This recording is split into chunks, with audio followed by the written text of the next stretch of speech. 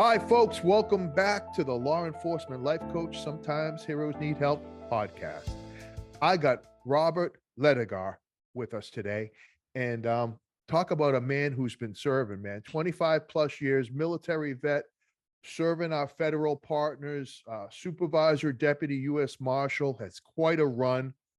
And with all of that, we're going to do a deep dive, man, into his career and some things that happened to him. And, we're always looking out, man. We're always looking out for the threat. But what happens when the threat comes from within? What happens when the threat comes from your office and your command staff? And Bobby's going to talk to us about that. And he's going to shed some light on how he made it through a really tough time. So without further ado, I'd like to welcome Robert Ledogar to the Law Enforcement Life Coach Sometimes Heroes Need Help podcast. Bobby, thanks for your time, brother. It's great to see you. Hey, John, thank you very much. It's good to see you too. And I alluded to the fact that, you'd spent some time in the military and, deputy U.S. Marshal, supervisory. Listen, give us a quick overview of your service.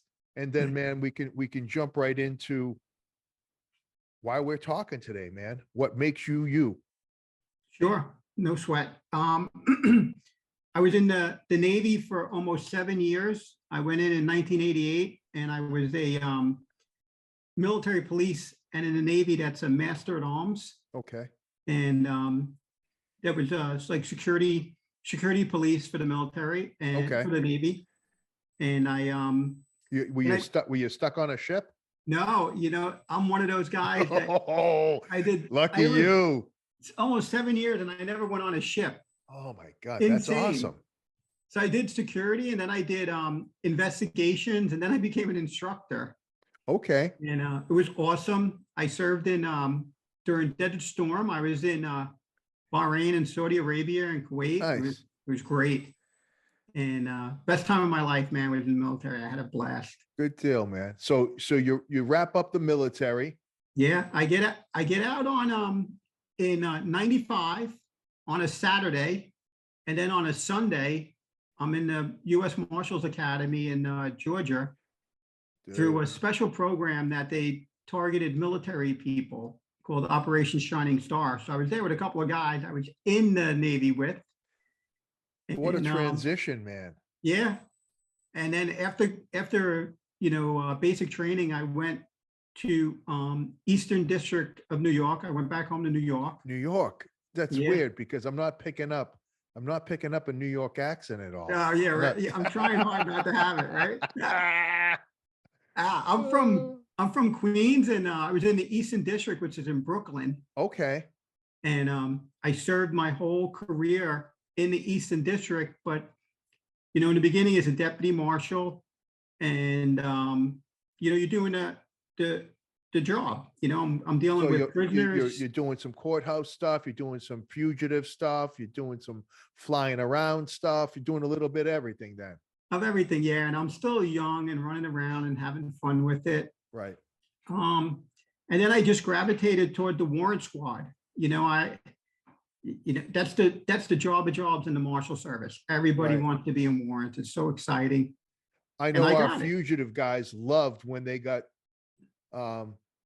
detached to the Marshal Service. I mean, listen, if you were working fugitive and then you got detached to the task force, I mean, these guys were running around with their heads in the clouds, man. It was the best gig for them working with you guys.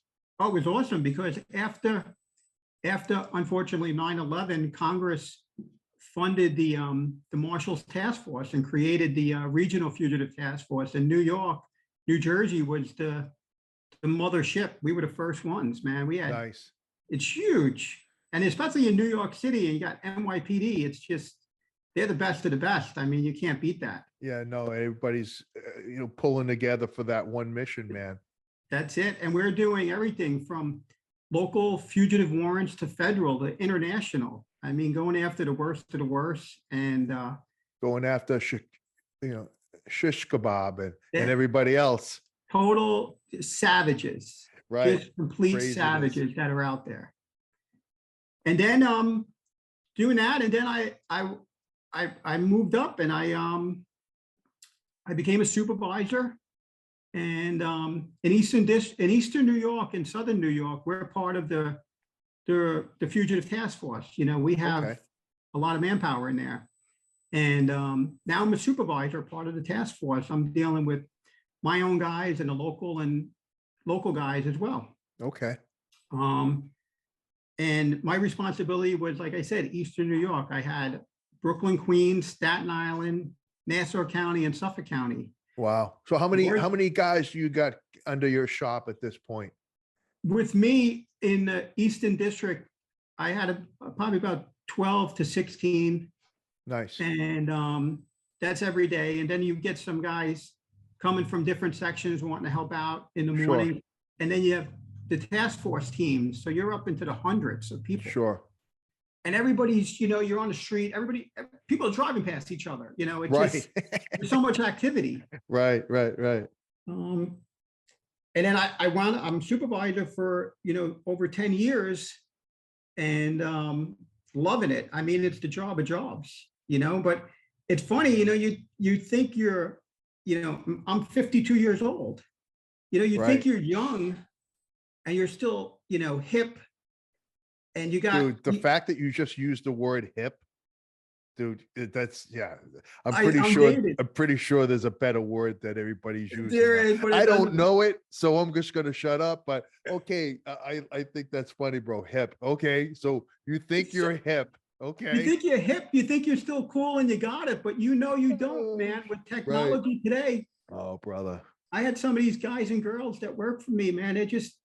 They're talented, and Sure. you gotta know as a boss that you don't have what it takes to be on the street anymore. So Right. you gotta have their back. Right. And just as much as my chief of the district entrusted me, Right.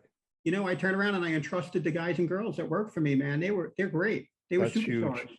That's huge. It's funny, right? So you're doing what you need to do as a leader to take care of your people. Yeah. But there's somebody above you, right? That's supposed to be doing the same for you, right? Taking care of you. You would hope, and you'd expect and Right? think Like, so, that that's the way it's supposed to go. yeah.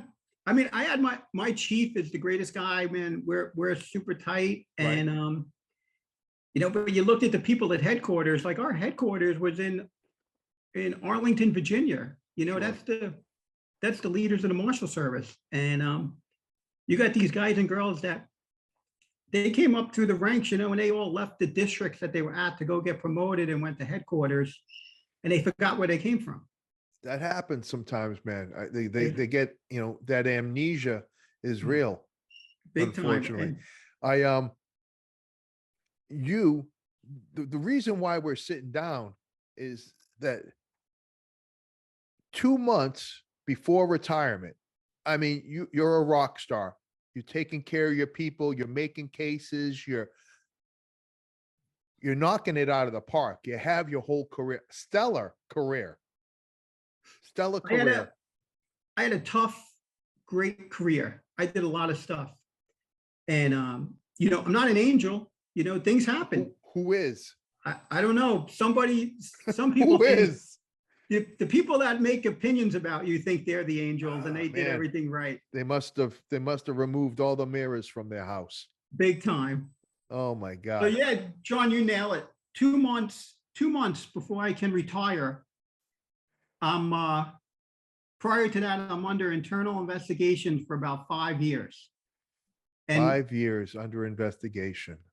all for the fact that a young lady that worked for me and I worked with, Right. and I handpicked to put in the task force, who is a deputy U.S. Marshal.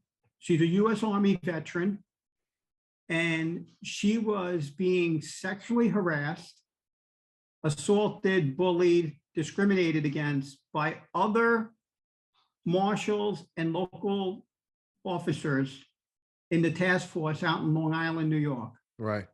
And she was fighting through it, but it Right. just became too much when it became hands-on.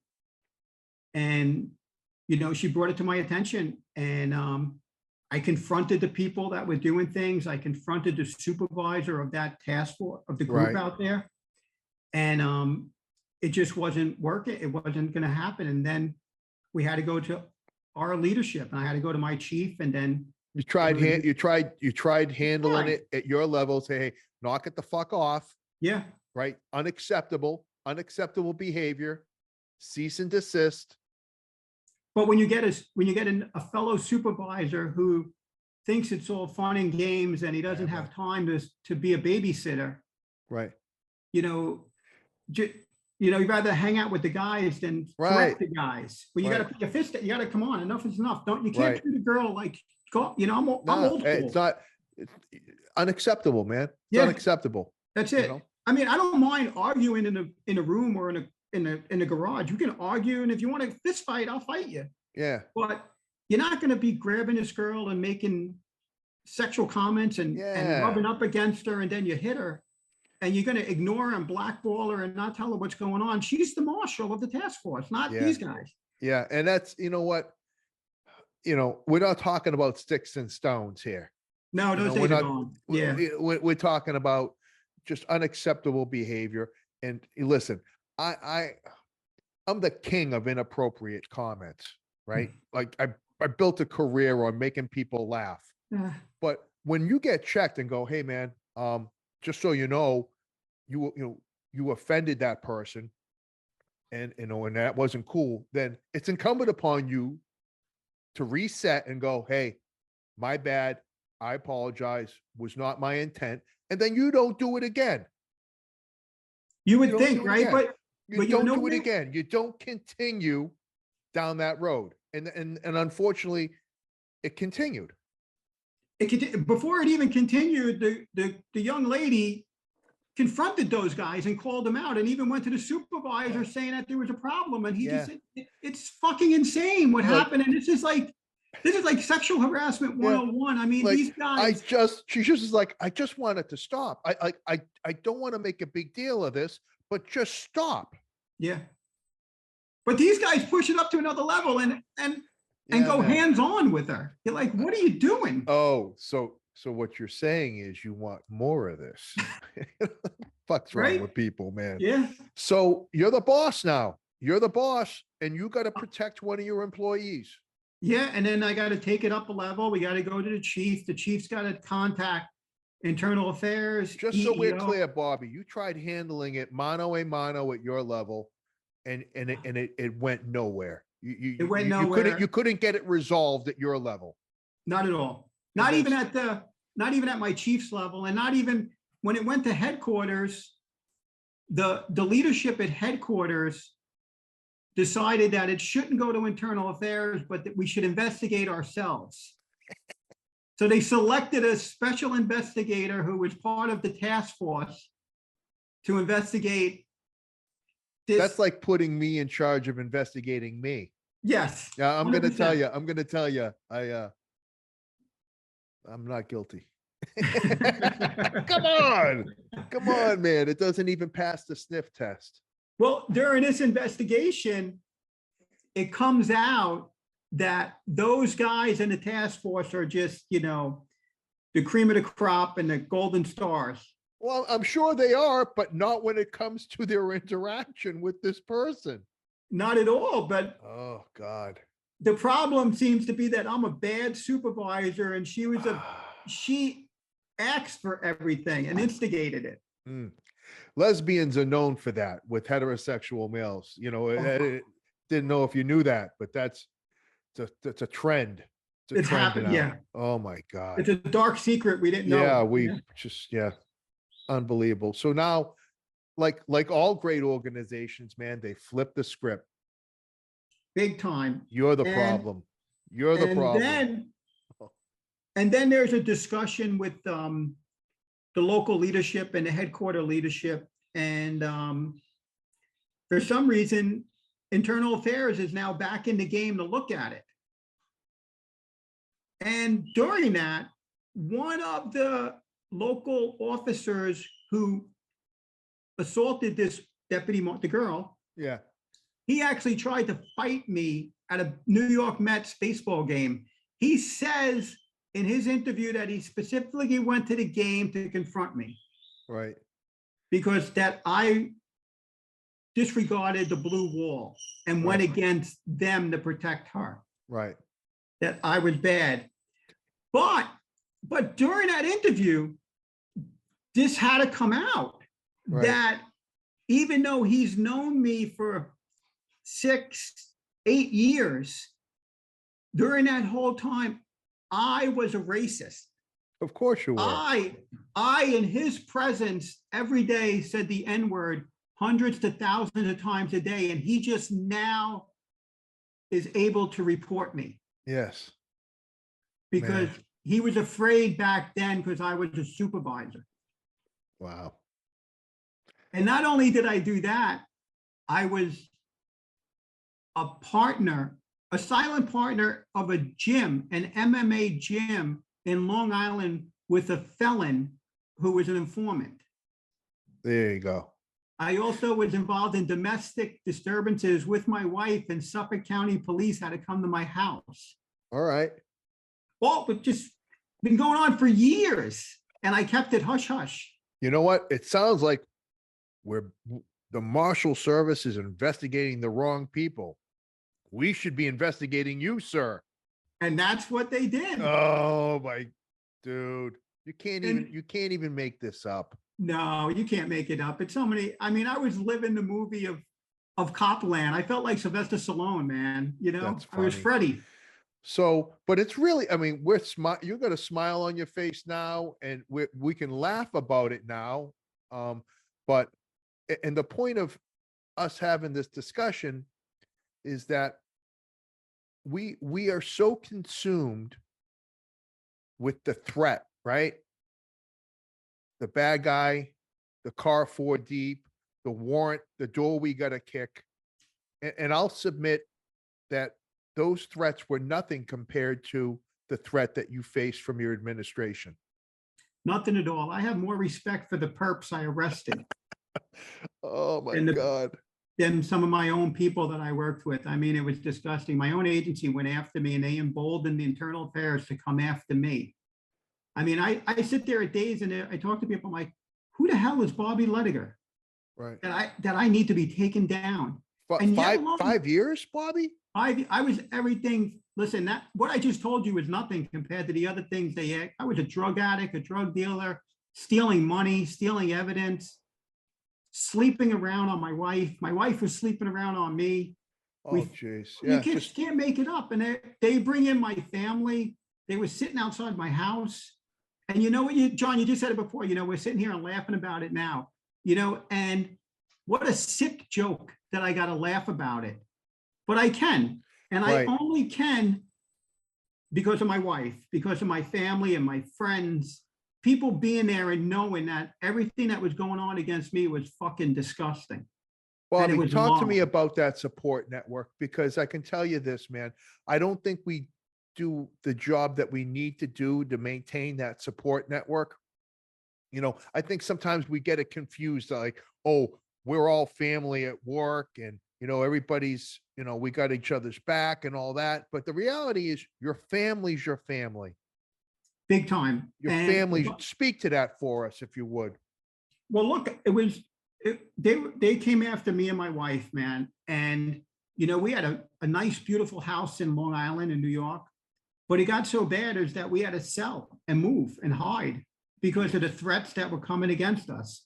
And my own agency wasn't protecting me. And then people I worked with directly, they were trying to protect me. They were trying to help, Right. but they were being looked at. It was sick. So, Unbelievable. you know, we move. I'm in Florida now. And Right. when I get fired, I'm in Florida. I'm on vacation. It's during the worldwide pandemic. People are teleworking. So Nobody even works. The fucking government shut down. yeah. So 2 months before your retirement, they terminate you. They terminate me, and it just it destroyed me. And you just know, so everybody's clear, when you get terminated, you worked your whole life. You had a pension coming to you I lost everything. I lost my pension, my retirement, my medical. for sticking up for one of your team members. Exactly. And then for them, a deciding official who knew some of these people who made the decision, and I violated the code of conduct. That was it. That's what they get, the catch-all. So, every time I've been jammed up, and it's been several, failure to meet failure to meet standards. Yeah, that's it. Could it be It's any more opinion. arbitrary, ridiculous, umbrella catch-all? Catch-all. Yeah. So I deal with that, and we're in Florida. I lose my job. We got no money coming in. And in the beginning, you go dark.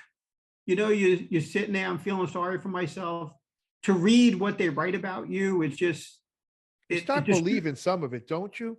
you do your head, the demons start talking to you. Yeah. All right. Talk about that, because You know, I've been in that place too, man, and it's shitty, man. It's really shitty. oh, you feel shame and embarrassment, disappointment, you lose your self-pride. I mean, like talking to you now, like looking in the back there with all the memorials with the badges and the coins that you have. Yeah. Like I took all that off my wall. Right. I took it down and I boxed it up. I was like, I'm not proud of this anymore. I'm disappointed. Right. And I lost it. You lose it, your heart, you lose your feelings, and you start to second guess everything. You start to give up on, America. You give up on law enforcement. You start thinking that, wrong is right and right is wrong. And Right. it eats you up, but you got to get through that, man. So how did you get through that? I know you relied heavily on your wife and your family. What were some things that you did physically, like to help you, to help you get through it? Were you exercise? What were you doing, like, as a total approach to dealing with this really horrible time? You think about it all day long, Yeah. all day. And you got to put up a phony front to be around other people that you don't want really to talk about your story. But Right. it's in your head all day. And for me, I would get up and I'd walk 5-7 miles every day.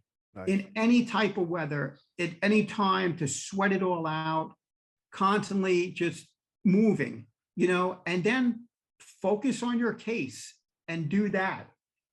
But I have the greatest lawyers you could think of. These guys were the best.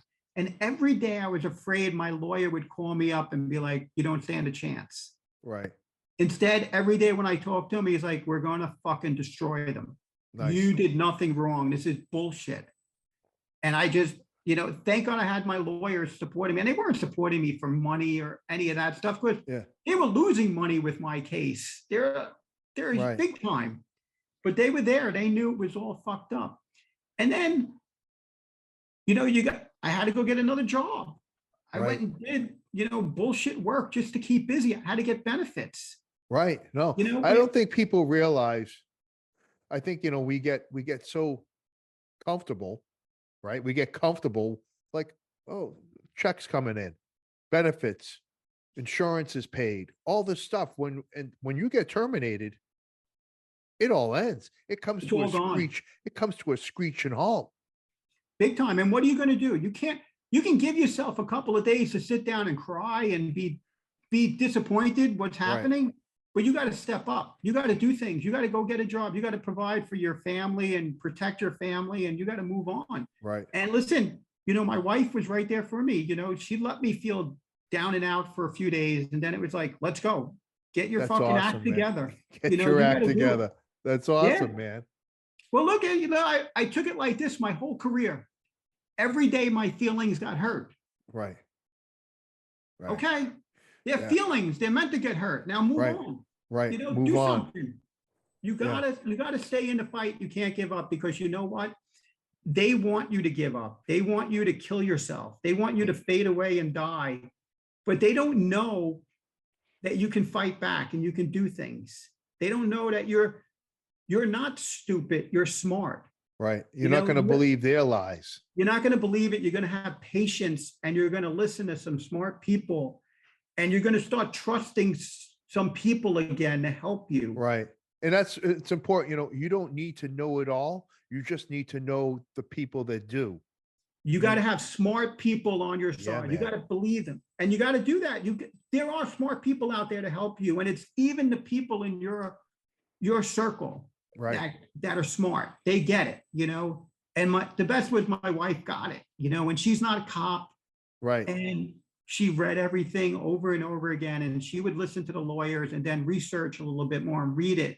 Right. Because in your head, you can't understand it because it's you. It's happening to you. Yeah, man. Somebody needs a little perspective. They need to step back, get off Yeah. the gun, kind of look at the whole situation. And you're in the middle of it. So it's probably a little difficult for you to do that at this point, right? You can't catch it. You can't. Right. It's going too quick. Right. But you do things, and you start feeling better. You start reading the rebuttals that your lawyer writes against what they did, and like for me, I had to go through this bullshit kangaroo court called the Merit System Protection Board. Okay. It's a government designed court. It's a joke. Okay. My judge was an administrative law judge. She's probably not even a lawyer. They get appointed. Sure. And my case is so complex and overwhelming, it just blew them away. And she couldn't make. She decided she sided with the government, even though she found that the government used a policy that wasn't in effect when I was there. I'm like, I wasn't there for that. Like, there was no policy. Right. And they're like, yeah. She's like, yeah, I know, but still, they can fire but you. And we have no union. I'm a federal Right. agent. We have the bullshit, the Federal Law Enforcement Officers Association. It's like, right. Yeah, not so much. It's nothing. It's like they hang out and give each other T-shirts, like, come Right. on.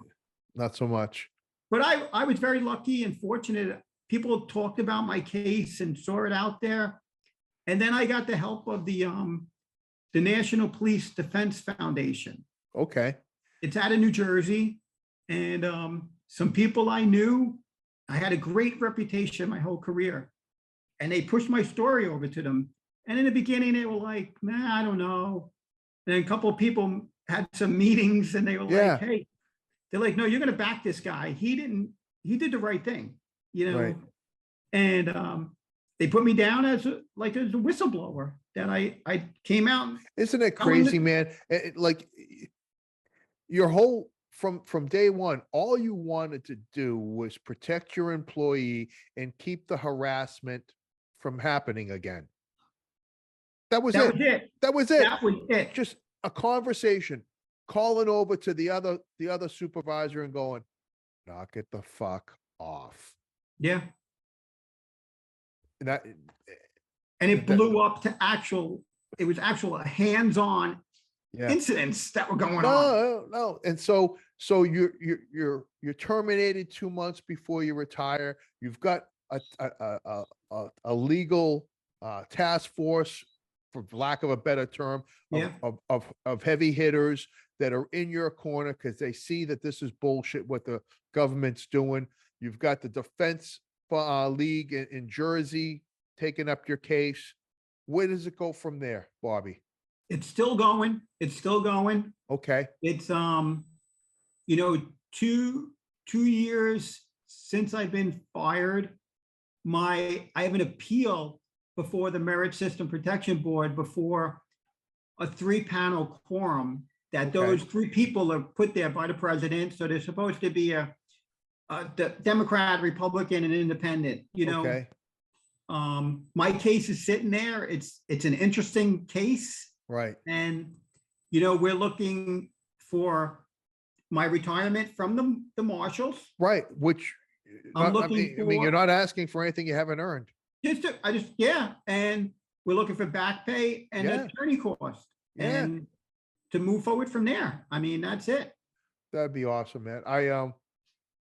And with all this going on, right? I'll say a prayer tonight, man, that, that this 3-panel quorum forum that Biden picked, that I'll say another prayer, man, that they got their shit together, man. Yeah, I don't have a lot of confidence now that you told me that this guy's picking 3 people, but I know. let's pretend for a second that it's No, it's all good, bro. I'm just busting balls. Um, but your story, man, is so intricate and interesting. Um, you got people, there's folks out there that want your story in print. Tell me about that. Yeah, I'm connected with this one lady, Natalie Riley, who's an author, and we've been working together on putting the story out there to explain, my career, all the unbelievable work I did with the Marshal Service and even in the Navy, Yep. and then and now dealing with this specific incidents of what happened to me, and standing up and protecting somebody, and how it just blew up to nothing, Right. and put it out there and showing people that you can fight it and you can win. And even though they try so hard, they want you to kill yourself, they want you to die, they want you to go Right. bankrupt, they want you to financially be destroyed. And it does happen, and I feel horrible for the guys and the girls that go through that. They don't have great support systems, but there are support systems out there. There are things out there, and it's just, you got to tell your story. You got to know in your heart that you're not fucked up. Huh. Even if you fucked up, you don't Right. deserve It's not who the you death are. penalty. Yeah. Yeah, And that's the thing, I think, that they do such a great job of planting seeds of doubt that we start second guessing ourselves, and we have a tendency, if we don't have that support network that you have, to start believing their version of the events. you do, Um, and you need thank goodness I had my wife and my family, my friends, because I would believe what they put on paper. I believe the demons, and it sucks that there's some guys and girls out there that are alone dealing with this. yeah. But if they just listen to some people and explain what happened, there's And they people don't out need there. to be alone. They don't You need don't to need be to be alone. alone. It's so easy to find somebody and talk, and this helps. It helps you. It helped me talking about it and Right. putting it out there. I saw you last week on Sarah Carell's The Power of Our Story. Yeah. And she has a group of first responders and veterans that meet weekly to support each other, and Yeah. to be able to tell your story, and to know that you're not the only one that's gotten a raw deal, that everybody can support each other and help each other get through tough times, right? And I Yeah, think it that's a definitely, beautiful thing, man. it's awesome. And Sarah, listen, I tell her, Sarah saved my life. Right. And there's some people on there that saved my life, man, because they know my story, they know who I am, and they listen to me, and they believe me. Right. And she connected with me, and it took a little while for me to trust her, to know who she was, and we Right, of talked, course. but then she's like, you got to come on and speak and tell what you did and what's going on and how you stay in the fight. You just, every day is a fight, but even when you're not jammed up, every day is a fight. There's shit you got to do, Yeah, man. You got to man. wake up. You got to keep going. Your situation's kind of an extreme example of that, but you're absolutely right. Nobody's giving you anything when you wake No, up in the morning. You got to fight for it. every You got day. to fight for your life. You got to fight for your love. You got to fight to breathe, and staying in the fight against adversity. Nobody, when things are going great and everything, it's easy to wake up in the morning, man. But when Always, it always is. And it's just, we were talking about it before. It's like, you don't think the people that are standing next to you are going to stab you in the back right, and try to take you down. And you're like, how could this fucking happen? And right, I look at those people, and I love saying it now, is that these people that made these allegations and lies about me, they're slobs, they're cowards. They wear the t-shirt of the job I did. right, They didn't have the balls to do what I do. right, And it's a fact. They sit in an office and they hide and they read all these bullshit policies and they make these bullshit memos to send to people about, what color pen you're supposed to use to write a right, report. yeah. You know, No, they they've so far removed themselves from anything that is noble, that has anything to do with the real job. Um, Dude, I really appreciate you. We're gonna work on a title for that book. I know you're still Ah, thinking. I got my wheels spinning, man. I got some titles here, and I'm only gonna ask for a small percentage of the royalties. When this of thing course, gets on oh, the of course. New York bestseller list. Because it's an amazing story, brother. Um, if somebody's listening to this and they're driving into work, they're driving home from work, and maybe they're in the trick bag, maybe they did the right thing, man, and it blew up on them. What would you like to say to them before we close this thing out, brother? You gotta rehash your story in your head. You gotta go get it clean in yourself first. Then you gotta, like, for me, I had, you gotta have a support system. You gotta talk to your family. You gotta talk to your lawyers, your friends. You gotta reach out to somebody and get it off your chest. And shit, look me up. I'm on LinkedIn. I'm not on any social media. I'll talk to you. I'll help you. And I've done it before and I'll do it again. It's everybody needs someone to help them out, especially in this business, that what we did. Being a cop is a hard fucking job. Yeah, man. They want you to fix it within 3 seconds. And then when you ask to get something fixed, they look to fuck you over. Yeah, man. It doesn't love us the way we love it, does it? No, not at Doesn't all. love And us back, man. It doesn't love us back. I'm gonna put Bobby's information on the show notes, guys. His LinkedIn profile. If you're in the trick bag, man, and you want to talk to somebody who can maybe shed a little light on what you're feeling and what you're gonna feel and how to get through it, man, he's the man. Bobby, thank you for taking the time, brother. I appreciate you like you don't know. And please keep me informed on how this thing shakes loose, man. We're in Oh, your for corner, sure. brother. Thanks, John. I definitely will, for sure, man. I really appreciate you taking the time to talk to me, man, and letting me get out there. No, man, we got your back.